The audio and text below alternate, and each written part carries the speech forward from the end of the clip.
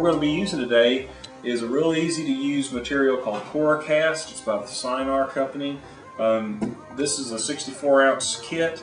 It's about $34. It's really easy to use. You mix up equal parts of part A and part B. It takes about 5 minutes for the material to set, and then we can demold it. I took a couple of these Dixie cups and I marked them part A and part B, and then I made a fill line so it shows me where I need to fill up. We'll start off with part A, and we'll just fill up to that fill line. The material does not have a pungent or foul odor. It's actually kind of sweet smelling. And what you don't want to do is mix the two parts together before you're ready, because the two have a chemical reaction.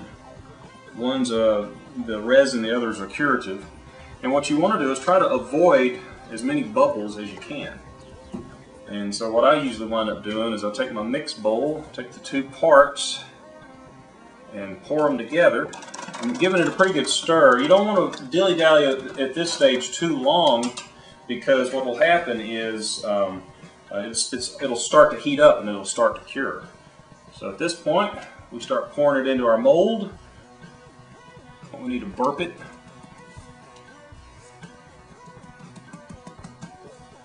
Pour just a little bit more material in there so our fill is good. And what's left over is this tiny amount, so we'll pour that in here.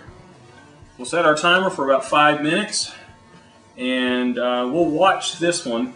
This is a smaller volume, but we'll watch this. And you'll notice that in a pretty short order, the center will start turning white, and then all of a sudden it'll turn completely white. So we'll just watch that. If you notice, this one's already starting to whiten up. That one's starting to whiten up. And see, that one just started.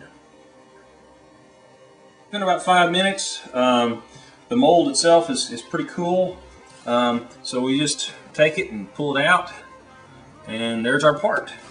The silicone makes a nice soft, it's rigid enough to hold its shape, but it's soft enough for the demolding to be real easy to use. A two-part mold has a seam line on it, and depending on how well you are at making your molds, you may have better results than I do. I'm not that great at two-part mold making, so I use these pieces of styrene as sort of a reinforcement, and then you just peel it apart and reveals your part.